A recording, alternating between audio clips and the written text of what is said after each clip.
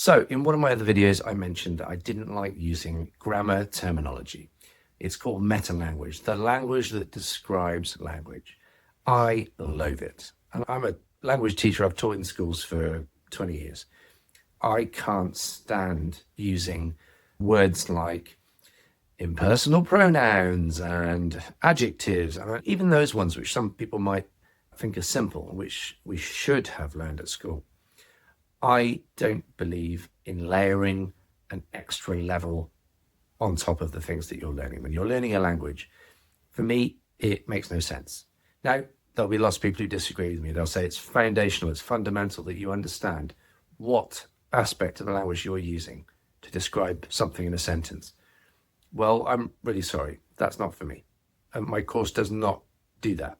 I want you to be able to speak. I don't want you to be able to necessarily describe to someone what clauses you're using and what the name of the tense of the past which you are using, the past time frame.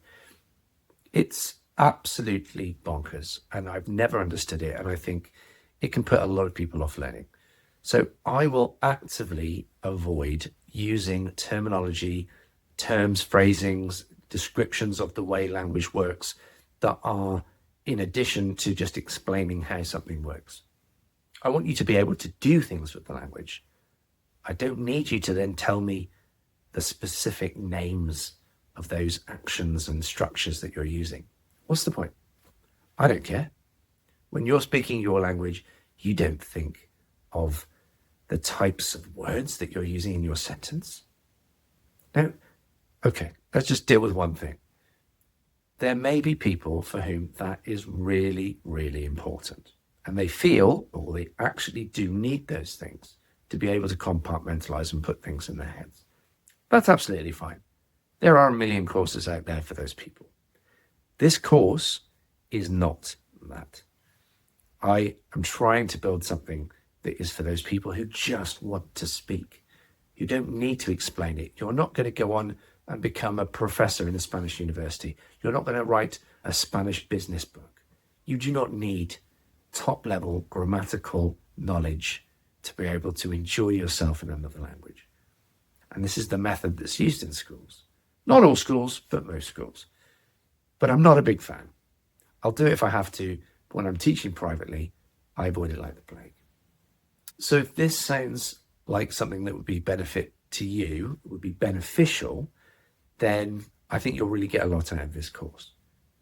I'm going to give you situations and language that allows you to express yourself and say things that you're going to need to be able to say.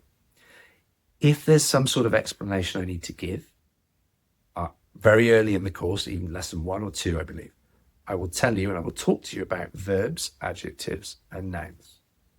Those 3 things. And I will describe what they are and what they do. And from that point forward, we don't really need to think too much about the words verb, adjective, and noun, although maybe verb we use a little bit because it's so easy to remember.